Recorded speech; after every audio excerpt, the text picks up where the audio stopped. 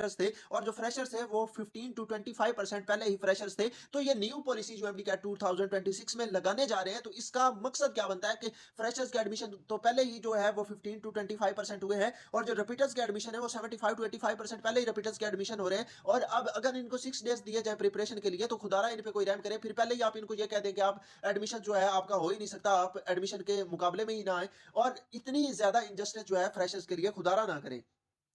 ये हमारी जो यूनिवर्सिटी ऑफ हेल्थ साइंसेज है उसका ये हाल है कि उसमें 82% जो रिपीटर्स के एडमिशन हुए और ओनली जो फ्रेशर्स है वो 18% जो है वो फ्रेशर्स के एडमिशन हुए। ये पिछले साल की बात कर रहा हूँ 2025 में। और जहाँ रिपीटर्स बैठे हुए थे 2024 वाले और 2024 की बेस पे उनके एडमिशन हो गए। मैं रिपीटर्स के हरगिज खिलाफ नहीं हूँ, मैं रिपीटर्स के साथ हूँ, लेकिन मैं गवर्नमेंट से ये कहता हूँ कि जितने रिपीटर्स को चांसेस मिले एडमिशन के, इतने ही फ्रेशर्स को मिलने चाहिए। अब ये जो पॉलिसी लगाने जा रहे हैं 6 डेज जो पॉलिसी लगाने जा रहे हैं, ये तो कतई नामुमकिन होनी चाहिए कि रिपीटर्स को अगर चांसेस मिल रहे हैं एडमिशन के, तो फ्रेशर्स के साथ इतनी नाइंसाफी क्यों है कि फ्रेशर्स एक तो पहले ही रिपीटर्स के एडमिशन बहुत ज्यादा होते हैं, अबाउट 80% से प्लस। मैं सारी जो यूनिवर्सिटीज है उसके आप लोगों के सामने स्टैट्स रखूंगा। और जब पहले ही उनके एडमिशन हो रहे हैं और फिर फ्रेशर्स के साथ इतनी नाइंसाफी कि उनको जस्ट 6 डेज मिलने चाहिए प्रिपरेशन के लिए, जिसमें वो पूरी जो एक एफएससी की प्रिपरेशन होती है वो एग्जाम से फौरी बाद वो 6 डेज में उनकी पूरी बुक्स जो है वो उनके टॉपिक्स वो नहीं क्लियर हो सकते, एक दफा उनकी रीडिंग नहीं हो सकती। उन्होंने खाक एमडी कैट देना है और एमडी कैट इतना आसान हुआ। अगर एमडी कैट इजी लेवल पे रखते हैं कि इजी आएगा एमडी कैट, तो फिर जो रिपीटर्स हैं जिन्होंने पूरा साल लगाया हुआ है